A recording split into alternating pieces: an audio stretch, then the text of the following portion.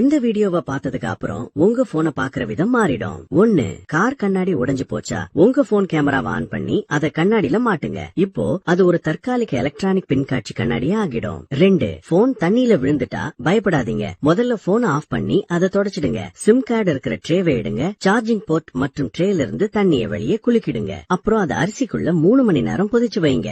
உங்க போன் பழையபடி வேலை செய்யும். 3. ஸ்கிரீன்ல கோடு கோடா விசித்திரமா தெரியுதா? ஒரு லைட்டர் மட்டும் போதும். ஸ்கிரீனோட கீழ்பகுதியை மெதுவா சூடு பண்ணுங்க. இப்போ பிரச்சனை போயிடும். 4. ஒரு காயின்ல டேப்ப ஒட்டி அதை உங்க போன் பின்னாடி ஒட்டுங்க. இப்போ உங்க சிக்னல் உடனே அதிகமாகும். இந்த எஃபெக்ட் பார்க்க ஆச்சரியமா இருக்கும். 5. போன் சத்தம் கம்மியா இருக்கா? ஸ்பீக்கர்ல தூசி அடைச்சு இருக்கும். கொஞ்சம் மெல்லுங்கோந்து எடுத்து அதை உருட்டி ஸ்பீக்கர் மேல அமுத்துங்க. அழுக்கு எல்லாம் வெளியில வந்துடும். 6. உங்க போன் ஸ்கிரீன் மேல டேப்ப ஒட்டுங்க.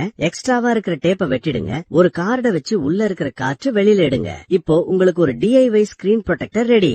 7. ஒரு பிளாஸ்டிக் பாட்டிலோட கழுத்து பகுதியை வெட்டிடுங்க. அதை உங்க போன் பின்னாடி ஒட்டுங்க. அதுல கொஞ்சம் குளிர வைக்கும் திரவத்தை ஊத்துங்க. இப்ப போன் சூடாகாது. ஸ்டாண்ட் மாதிரியும் வேலை செய்யும். 8.